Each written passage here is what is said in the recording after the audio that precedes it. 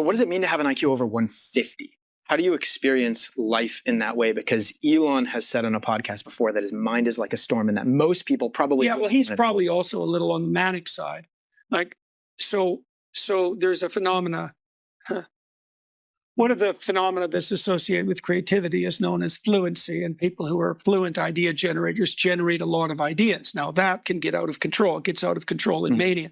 And people like Musk, probably people like me, a lot of creative people, a lot of writers in particular, have a manic edge. And so they're being flooded with ideas constantly. So like this isn't quite so much the case for me anymore. Maybe it's a consequence of being older. Might also be a consequence of having my nervous system in somewhat more stable configuration. But when I was writing my first book, Maps of Meaning, like I was thinking about that book when I wasn't doing my research, let's say, which was kind of a break for me in many ways. I was thinking about that like 16 hours a day, nonstop, like ideas, a verbal stream of ideas associated were running through my head at high speed, constantly. How are so you ever... Musk is going to have that aspect.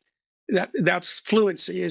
So you can do a fluency test. Fluency tests are actually pretty straightforward too. So one of the ways of measuring fluency, for example, is I would say, well, write down as many 4-letter words that begin with the letter S in 3 minutes. So, or you can use words of any length beginning with any letter. And you score that. For pure fluency, you just score that for number of words generated. And if you do that with a typical group of 50 people, some people generate like 8 words and some people generate 300. That's a big difference. And then you can there's other fluency tests that assess more creativity, which is associated with IQ, but creativity has an additional element, which is captured by the personality trait openness to experience. Creative people, so imagine that if you bring an idea to mind, there's some probability that an associated idea will come along for the ride. One thing reminds you of another. Yes. Okay, now imagine that you assessed 100 people and you gave each of them a prompt and they wrote down what came to mind. A lot of the things that were written down would be similar, right? And that's partly how we can understand each other. An idea means something similar to you that it means to me. The more creative people, though, are going to have other ideas come to mind that are more distal and statistically unlikely. So they make longer leaps, right? And that can degenerate into insanity as well, right? Because you can make leaps that are unwarranted or that are incomprehensible to other people. You see that fragmenting in schizophrenia, for example. Where does confidence come in? Because I feel like you could be very smart but not take action on anything. There's no technical definition of confidence. There's no psychometric definition. But confidence and self-esteem, which is also a very ill-defined phrase, they mostly load on trait neuroticism. So the two of the main personality traits are associated with emotion. So people who experience more positive emotion or have a lower threshold for positive emotion, those are extroverts. And people have a lower threshold for negative emotion. So that'd be anxiety, grief, shame, pain. There's more, but that's the basic cluster. They're more likely to experience negative emotion on a regular basis, plus their threshold for experiencing it is lower. It takes less to activate it. So confident people are lower in neuroticism. Now, you could also add some extroversion to that, right? So the typical person that you would experience as hyperconfident would be low in neuroticism, so very free of anxiety, for example, and somewhat high in extroversion because that makes them outgoing. So they're not anxious, they're not inhibited. Anxiety freezes you, right? So, and makes you wary, and it'll inhibit speech, for example. Extroverts are more fluent.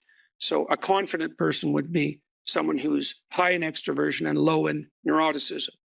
Now, there's variance of that too. So you might experience a disagreeable person as more confident because a disagreeable person, that's another personality dimension. It's associated with femininity, as is neuroticism. A disagreeable person will tell you to go to hell.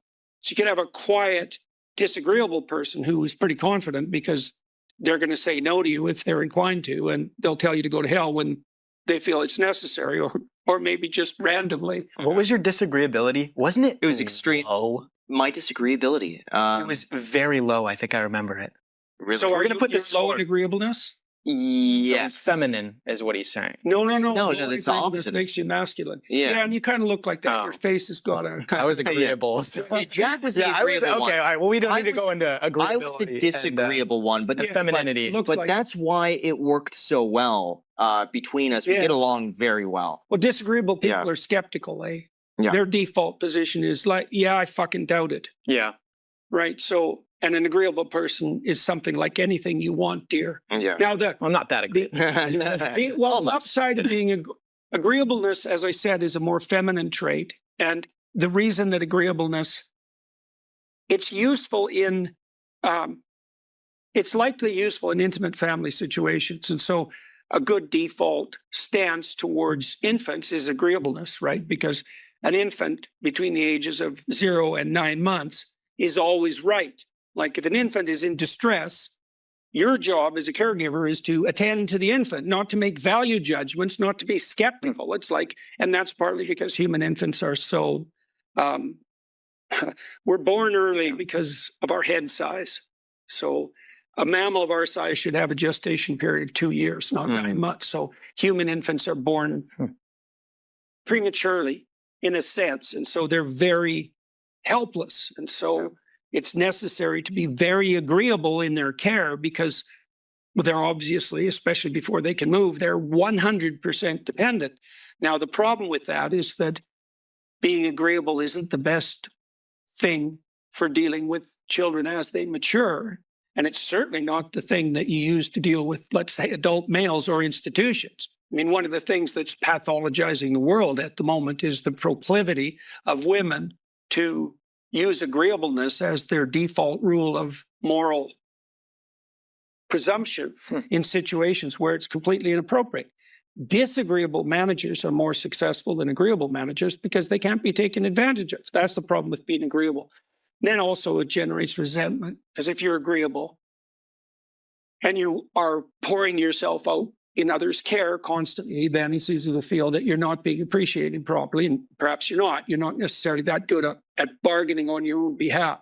Now, if you're disagreeable, you can also be a complete son of a, it's like, all of the personality dimensions have their pathologies especially at the extremes. And you can't say one is better than the other.